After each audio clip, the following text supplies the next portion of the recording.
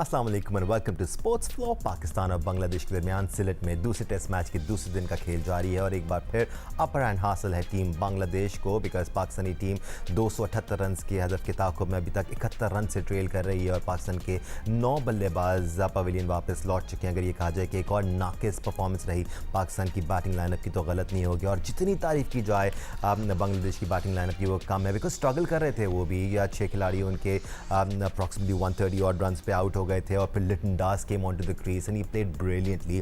एक बहुत ही healthy strike rate के साथ 126 रन उन्होंने स्कोर किया और मेक श्योर किया कि उनकी टीम 278 रन बनाने में कामयाब हो। ये स्कोर इस पिच पर इन कंडीशंस में ऐसा था कि पाकिस्तान टीम ने शदीद प्रेशर महसूस किया और फिर पाकिस्तान के लिए इवन दो कल 6 ओवर्स खेलने में कामयाब हुए ओपनर्स, लेकिन आज सुबह जल्दी आउट होकर पवेलियन वापस लौटे और उसके बाद पाकिस्तान की एक के बाद एक विकेट्स गिरती रही। बाबर आजम वो वाहिद प्लेयर थे जिन्होंने 50 रन स्कोर किए, वो भी 68 रन बनाकर वापस पवेलियन लौटे। वो मौका था कि हम एक्सपेक्ट कर रहे थे कि बाबर आजम क्रीज पर रहते और फिर अपने एक्सपीरियंस को इस्तेमाल करते हुए एटलीस्ट एंकर्स रोल ज़रूर प्ले करते और पार्टनरशिप्स लगाते, बट ये हो ना सका। बाबर आजम के आउट होने के बाद सलमान लियागा और मोहम्मद रिजवान भी ज़्यादा मज़ामत फराम कर नहीं पाए। सलमान लियागा 21 रन बना के वापस पवेलियन लौटे। मोहम्मद रिजवान एक बड़ी स्ट्रेट डिलीवरी फ्लिपर थी, उसको मिस कर गए और LBW के वापस पवेलियन लौटे। साजिद खान और खुरम शहजाद ने कोशिश भरपूर की, एक ने 13 और एक ने 10 रन बनाए कि कुछ ये लीड कम कर दें, बट वो भी अब पवेलियन वापस लौट चुके हैं। इनफैक्ट साजिद खान क्रीज पर मौजूद हैं अब्बास के साथ, बट पाकिस्तान टीम अभी भी 71 रन से ट्रेल कर रही है और ऐसा लग रहा है कि बांग्लादेश एक बार फिर एक बड़ी लीड के साथ सेकंड इनिंग्स का आगाज़ करेगी और पाकिस्तान पर मजीद प्रेशर डालेगी। एक बात तो यकीनी है कि इस टेस्ट मैच का भी रिजल्ट ज़रूर आएगा, बिकॉज दूसरे दिन का आखिरी सेशन चल रहा है और उसके बाद 3 दिन बाकी हैं। अनटिल अनलेस बारिश होती है इस मैच का भी रिजल्ट आएगा। राइट, एक्सपर्ट पिन के लिए हमारे साथ मौजूद है पाकिस्तान के साबिक कप्तान और टेस्ट क्रिकेटर राशिद लतीफ़ साहब। टेस्ट क्रिकेटर सिकंदर बख्त ने ज्वाइन किया हुआ है।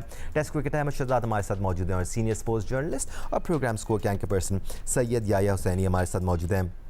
राशिद भाई, मेरे ख्याल से बैटिंग परफॉर्मेंस से ही स्टार्ट करते हैं, बिकॉज बॉलिंग परफॉर्मेंस को कल भी हमने डिस्कस किया और जो लिटन दास ने किया उसको भी कल डिस्कस किया आप लोगों ने। Once again a very disappointing batting effort from team Pakistan.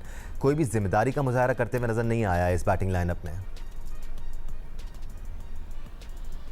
जाहिर सी बात है, जब फाउंडेशन बनती है तो आप शुरू से कोशिश करते हैं रन बने। जैसे पिछले टेस्ट में ज़्यादा मुश्किल आती है कि 400 प्लस रन को आप डिफेंड करने जा रहे थे या चेज करने जा रहे थे या पहली इनिंग अच्छी करने जा रहे थे, वो ज़्यादा मुश्किल थी। आज कंडीशन थोड़ी थी ऑकवर्ड कह सकते हैं। शुरू में आते ही कल अच्छा खेले, 20-21 रन थे, कोई आउट नहीं था। आज आते ही 2 विकेट दोनों ही ओपनर्स आउट हो गए।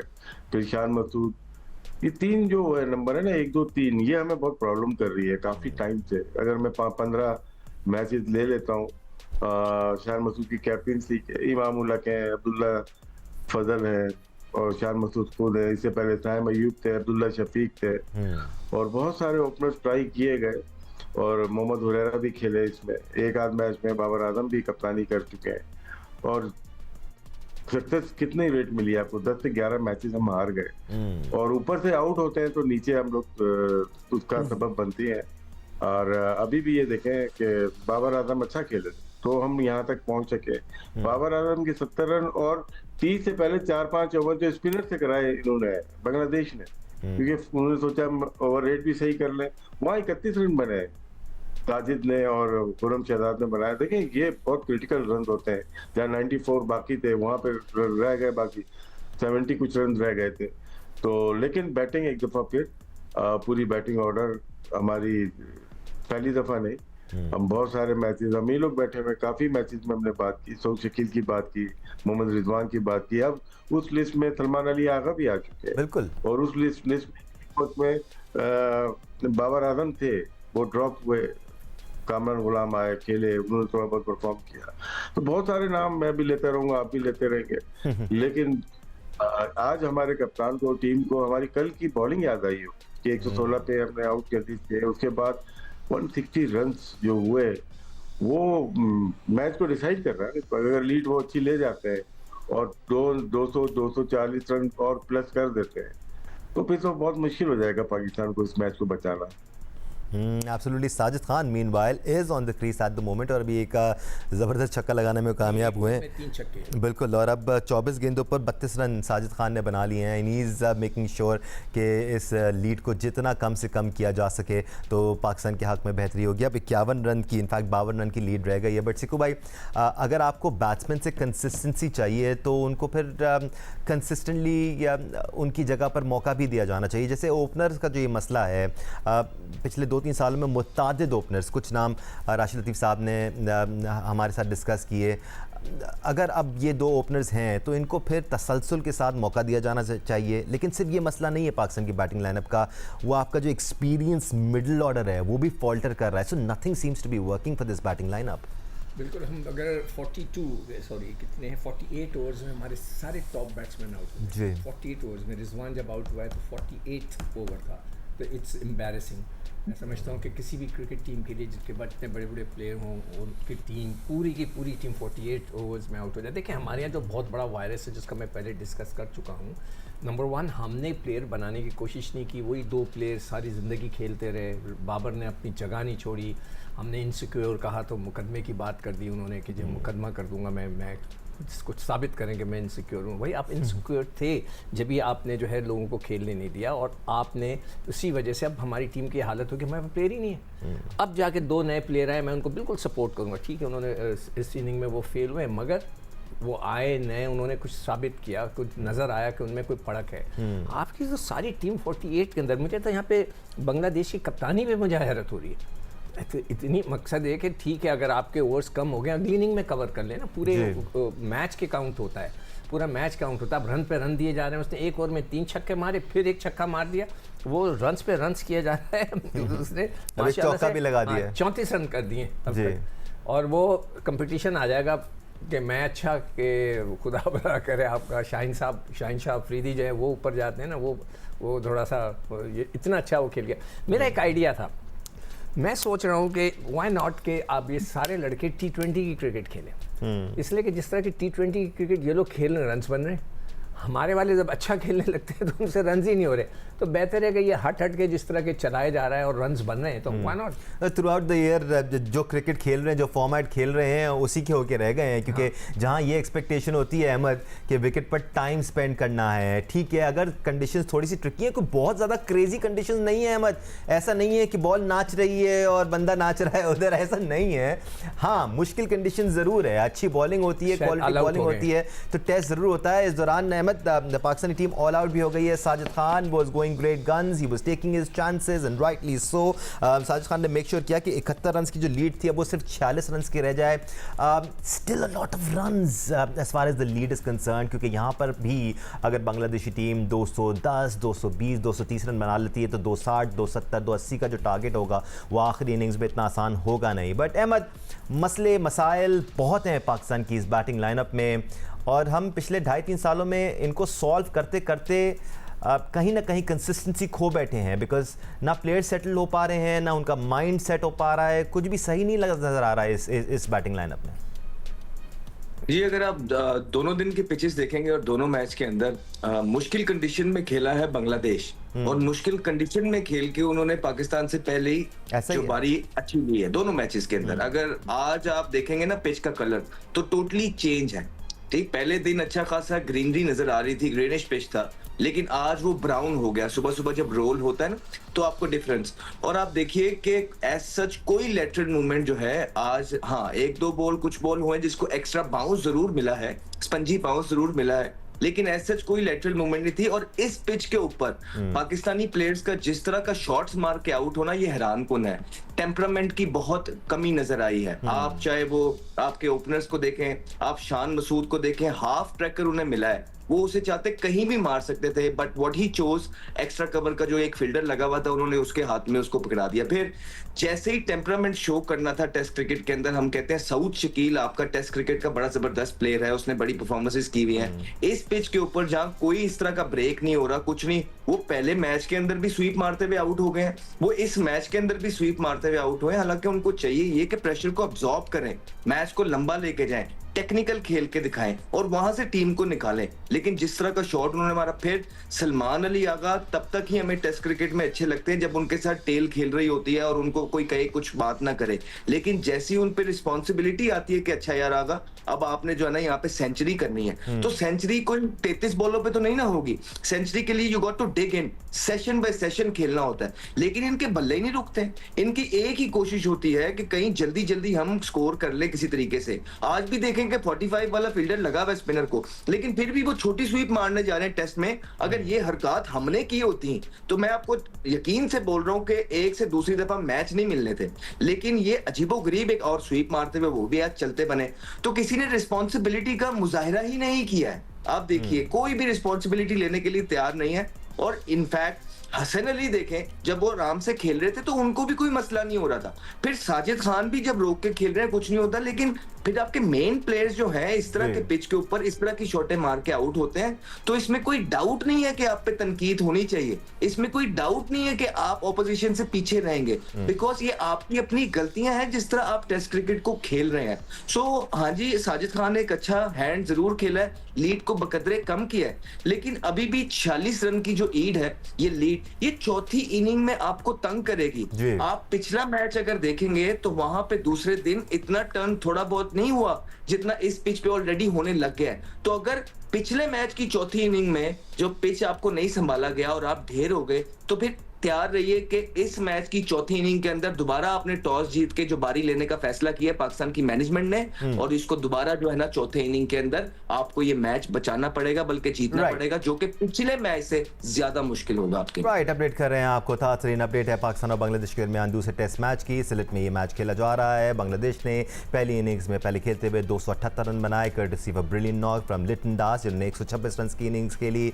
जवाबी कार्रवाई में पाकिस्तानी टीम 232 रन बनाकर ऑल आउट हो गई है। इस तरह बांग्लादेश के पास 46 रन की लीड होगी और वो अपनी दूसरी इनिंग्स में जो भी रन करेंगे वो इस लीड के साथ पाकिस्तान को चेस करने होंगे। तो एक बार फिर पाकिस्तानी टीम इस 2 टेस्ट मैच की सीरीज़ में बैकफुट पर नज़र आ रही है और पाकिस्तान को यहाँ से मैच बचाने के लिए या जीतने के लिए एक्स्ट्रा ऑर्डिनरी परफॉर्मेंसेस दरकार होंगी और इन परफॉर्मेंसेस के लिए जाहिर सी बात है अपनी बैटिंग लाइनअप की तरफ देखेंगे। पाकिस्तानी टीम ने इस टेस्ट मैच के लिए 1 नहीं 2 नहीं 3 तब्दीलियाँ की थी। जो बैटिंग लाइनअप में तब्दीलियाँ की थी वो तभी हमें उनका असर नज़र आना बाकी है, लेकिन जो बॉलिंग लाइनअप में तब्दीलियाँ की थी उनका असर हमें नज़र आया, बिकॉज खुर्रम शहजाद ने 4 विकेट्स हासिल की।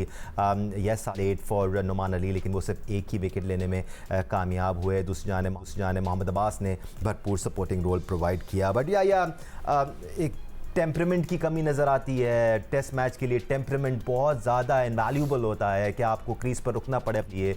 दूसरी तरफ कोई भी रिस्पॉन्सिबिलिटी लेता हुआ इस टीम में नज़र नहीं आ रहा। फिर आप कंसिस्टेंसी की बात करते हैं तो वही कंसिस्टेंसी आपको चांसेस में भी नज़र आनी चाहिए कि अगर आप किसी नए बल्लेबाज को खिलाते हैं तो फिर आप उसको इनफ चांसेस दें। ख़ासतौर पर जो हम नए प्लेयर्स की बात कर रहे हैं, इनसे हमें एक्सपेक्टेशंस भी रखनी है और इनको फिर चांसेस भी देने हैं। थोड़ा सा ट्रिकी हो जाता है ये, खासतौर पर पाकिस्तान के सर्किट में, बिकॉज काफ़ी सारे ऑप्शंस ट्राई कर लिए हमने 2.5-3 साल में। दानिश, परफॉर्मेंस तो अपनी जगह, इसमें कोई शक व शुबे की गुंजाइश नहीं है। बिल्कुल ठीक कहा है अहमद शहजाद ने कि आपके पास ना टेम्परामेंट है ना आपके पास रिस्पॉन्सिबिलिटी जो है अपने शोल्डर पर लेकर खेलने वाले प्लेयर नजर आ रहे हैं। लेकिन आज एक चीज जो शिद्दत के साथ मैंने मैच के दूसरे दिन खाने के वक्फे के बाद महसूस की, जब सलमान अली आगा और बाबर आजम एक अच्छी शराकत बनाने के लिए जा रहे थे, तो बांग्लादेश के कप्तान नजमुल हसन शंटो जो थे उन्होंने एक क्विक मूव की और वो लेकर आए नाहिद राना को इस पार्टनरशिप को ब्रेक करने के लिए। बाकायदा तौर पर उनको जो है टास्क यही था कि बाबर आजम को आपने लीथल किस्म की बॉलिंग करनी है। और दूसरी तरफ अगर आप देखें, एक चीज वाज़ेह तौर पर नजर आई, बॉडी लैंग्वेज बांग्लादेश के खिलाड़ियों की, अपने बॉलर को किस तरह वो बैकअप कर रहे थे। उनके कप्तान नजमुल हसन शंटो फील्ड में नजर आ रहे थे और आप के कप्तान फील्ड में तो मेरा ख्याल है घर से वो अपने होटल से लेकर आते हैं 3 ओवर इसको कराने, 4 ओवर इसको कराने, और अगर पार्टनरशिप लगी हुई भी है तो वो कोई एनर्जी आपको दिखाई दे नहीं रही। और कप्तान बाकियों को क्या कहेंगे जब कप्तान खुद जिम्मेदारी नहीं ले रहे, जब फ्रंट से लीड नहीं कर रहे, तो वो क्या कहेंगे। और फिर आप अगर अपने बैटिंग कोच की बात करते हैं असद शफीक, उनका आप करियर उठा के देख लें, 70 टेस्ट मैच वो खेले हुए हैं और जब भी टीम को जरूरत पड़ी वो इसी तरह गए हैं। 3 टेस्ट इनिंग में सलमान अली आगा दूसरी मर्तबा कैजुअल अप्रोच के साथ आउट हुए हैं। बिल्कुल वजह फरमाया अहमद शहजाद ने, जिनके ऊपर आपको तकिया था, वो दूसरी मर्तबा जो है वो स्वीप खेलते हुए पवेलियन लौट गए। तो जब इस तरह के हालात होंगे, पाकिस्तान का ये 16वां टेस्ट मैच है आखिरी 30 महीने के अंदर, 5 कोच तब्दील हो चुके हैं, 7वीं ओपनिंग जोड़ी इस मैच में आपने आजमाई है। सरफराज अहमद आए जरूर हैं, लेकिन वो सरफराज अहमद कैसे डिक्टेट करेंगे? वो कोई ब्लंट डिसीजन लेते हुए ऐसा लग रहा है डर रहे हैं। जिन खिलाड़ियों के होते हुए उनको दूध में से मक्खी की तरह इस टीम के साथ निकाला गया। कप्तान शान मसूद इस टीम पर अब बोझ बनते जा रहे हैं, इसमें कोई शक व शुबे की गुंजाइश नहीं है। और वाज़ेह तौर पर नजर आ रहा है कि खिलाड़ियों को ना कोई बताने वाला है, ना खिलाड़ियों की खराब कारकर्दगी पर कोई सरजनिश करने वाला है। तो जब इस तरह की चीजें होंगी दानिश, तो फिर आपको इस तरह की क्रिकेट ही देखने को मिलेगी। आपके सामने साजिद नजर आए, जिनको आपने पहले टेस्ट मैच के लिए कंसीडर नहीं किया। चंद साल पहले वो यहाँ पर आए थे, सीरीज के बेहतरीन खिलाड़ी का उन्होंने अवार्ड हासिल किया था, लड़ते हुए वो आपको दिखाई दिए। आपने 116 पे 6 आउट करके उनकी पार्टनरशिप लगा दी, क्योंकि आपके पास बॉलर ही नहीं है। नाहिद राणा ने आपको पेस से डराकर आउट किया। ऐसा लग रहा है कि हम सिलहट में नहीं खेल रहे, हम ऑस्ट्रेलिया के खिलाफ पर्थ में खेल रहे हैं। तो ये हमारी कोताहियां हैं जो कि हमारे गले का हार बन गई है। राशिद भाई, हम बैटिंग मसाइल पे तो बात कर रहे हैं, लेकिन बॉलिंग पर भी बात करनी ज़रूरी है यहाँ पर, क्योंकि खुर्रम शहजाद 4 विकेट लेने में कामयाब हुए। कहीं एक बड़ा इंटरेस्टिंग ट्वीट में पढ़ रहा था राशिद भाई, और ये बड़ा इंपॉर्टेंट डिस्कशन है, जिससे आप ये डिसीजन कर सकते हैं कि डोमेस्टिक क्रिकेट कितनी इंपॉर्टेंट है और टेस्ट क्रिकेट का एक्सपीरियंस कितना इंपॉर्टेंट है। कोई किसी ने लिखा था कि शाहिन अफरीदी को हम क्रिटिसाइज़ कर रहे थे कि वो 130 और मिड 130s में बॉलिंग कर रहा है, उनको बाहर करके आपने उससे भी स्लो बॉलर टीम में शामिल कर लिया, तो फ़ायदा क्या? तो जनाब फ़ायदा ये है कि इवन दो उसकी पेस स्लो है, खुर्रम शहजाद ने अच्छी लेंथ्स को हिट किया, उनकी बॉलिंग में वो वेरिएशन नज़र आई जो इफेक्टिव हुई। कहाँ बॉल बाउंसर करना है, कहाँ किस जगह बैट्समैन को ट्रैप करना है, ये सारी चीज़ें, पेस हो या ना हो, ये सारी चीज़ें लड़का सीखता है या टैलेंट सीखता है डोमेस्टिक क्रिकेट में, जहां फ्लैट पिचेस पर उनको वेरिएशंस का मुजाहरा करना पड़ता है और फंसाना पड़ता है। तो ये चीज़ खुर्रम शहजाद की बॉलिंग में नजर आई, और इसीलिए डोमेस्टिक का एक्सपीरियंस ज़रूरी है। राशिद भाई, खुर्रम शहजाद ने 2.5-3 साल में 7वां टेस्ट मैच है, वो अपने आप को पहले फिट तो कर ले, फिर बात करेंगे। ठीक है, मतलब हम उनको जो डोमेस्टिक में देखते आ रहे हैं, उसके बाद जो उनको नहीं खिलाएंगे फिटनेस पे। दिसंबर 2023 डेब्यू हुआ है ऑस्ट्रेलिया में, उसके बाद से अब तक 7वां टेस्ट मैच है। हम कौन होते हैं हम बात करने वाले? वो फिट ही नहीं है। नहीं, तो उसको इसलिए नहीं खिलाया जा रहा क्योंकि वो फिट नहीं है, या फिर टीम में जगह नहीं बन रही थी? जाहिर सी बात है ना, नहीं, क्योंकि वो डोमेस्टिक तो खेल रहा था राशिद भाई। अगर फिट नहीं था तो डोमेस्टिक भी नहीं खेलता। कहाँ पे खेला? पिछला सीजन खेला ना। कितने आउट कर दिए, कितने ओवर्स किए?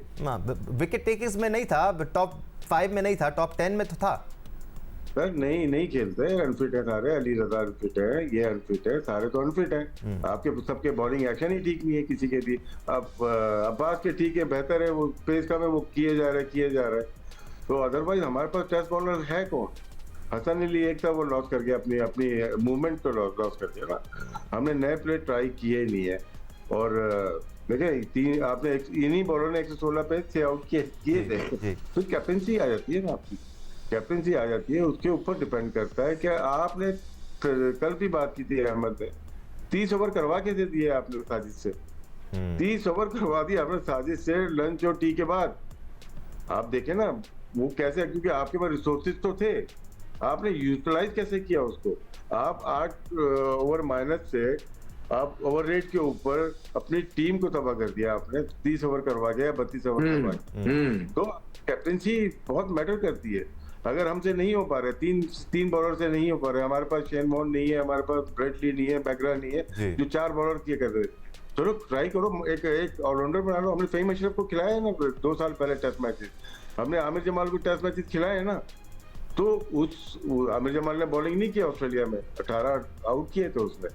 तो अगर आपसे नहीं हो, रिसोर्सेज नहीं है आपके पास, तो मेरा काम तो टीवी पे बात करना है। इनका काम है कप्तान को रिसोर्सेज मुहैया करना, और कप्तान का काम है उसको यूटिलाइज करना। ना वो उनके पास रिसोर्सेज आ रहे हैं, ना वो यूटिलाइज कर पा रहे हैं प्रॉपर्ली। तो ये जो गेम है ना पाकिस्तान का, ये प्लेइंग टाइम से हटकर बहुत सारी चीजें नजर आ रही है। फिटनेस का लेवल बहुत, आपका कप्तानी का इश्यूज आ रहा है। अब सेकंड इनिंग की बारी आ रही है, थर्ड इनिंग में हमारी बैटिंग आती है, फोर्थ इनिंग में, सेकंड इनिंग ही ले लेना हमारी जी। हमने 60 ओवर से ज्यादा सिर्फ 2 दफा खेले हैं, ठीक है, 8 दफा 2023 के बाद 15 टेस्ट में यहाँ तक हम 8 दफा राइट 200 से कम पे आउट हो गए। तो बहुत इश्यूज हैं हमारे पास। इश्यूज बेबहा हैं, अब सॉल्यूशंस हमें कम नज़र आ रहे हैं, बट ये सॉल्यूशंस आएंगे। दूसरी जानिब उधर सिलेट में दूसरी इनिंग्स का आगाज़ हो गया है। अब देखना ही होगा कि बांग्लादेश दूसरी इनिंग्स में कितना टारगेट देने में कामयाब होती है और क्या पाकिस्तानी बॉलर्स कोई मिरेकल दिखा पाएंगे।